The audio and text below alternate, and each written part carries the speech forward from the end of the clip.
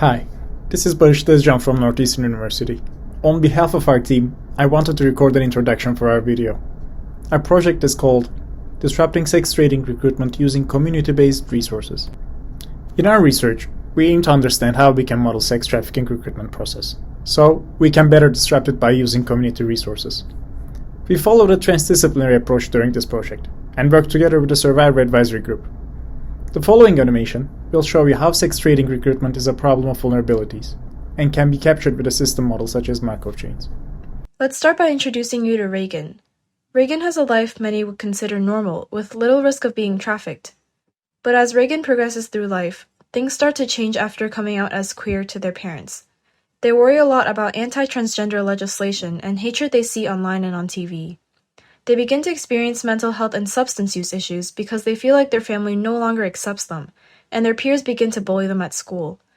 They develop severe depression, making them an easier target for traffickers seeking to exploit their situation.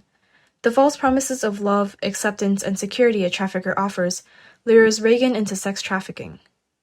Fortunately, a survivor-led outreach organization eventually connects with Reagan and provides a tailored plan for their recovery, including access to resources such as medical care and counseling. The organization's members offer emotional support and provide guidance through every step of Reagan's journey to recovery. With the support and resources provided, Reagan can leave their trafficker and begin to heal and rebuild their life. However, their time during exploitation creates unstable housing situations for Reagan. Now, as a human trafficking survivor, Reagan faces many of the same issues with their mental health and substance use as before, in addition to a new challenge: homelessness. Despite believing they had left the exploitative situation for good, Reagan's previous trafficker steps in and offers Reagan a place to stay, resulting in Reagan returning to sex trafficking. Fortunately, Reagan manages to leave the life for a second time.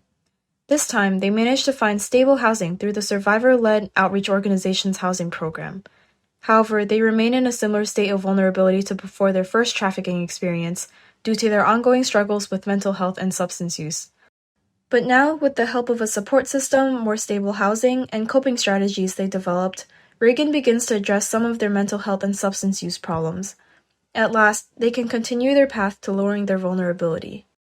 Reagan faced several challenges, but their journey highlights the importance of addressing underlying vulnerability factors that traffickers use to recruit victims initially, as well as how traffickers capitalize on vulnerabilities to re-recruit someone back into the life. At each point in Reagan's journey, their life could have gone several ways. Their circumstances led them to their current state, and their access to support services will continue to shape their future. As we've seen, Reagan's path to sex trafficking involved multiple factors leading to vulnerability and eventual exploitation. But Reagan's story represents just one piece of a larger problem, and it's important to understand the whole system for community-level solutions. Enter the system, which provides some insight into the different situations that someone who may or may not be at risk of sex trafficking could experience. With the many potential paths and factors at play, this complexity illustrates a larger systemic issue.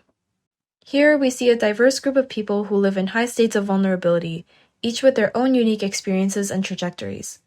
Some may start in high vulnerability and never be involved in sex trafficking, while others may find themselves forced into it.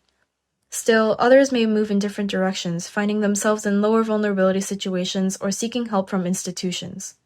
Let's not forget that while resources available for those who become involved in sex trafficking can be effective, they may not work for everyone.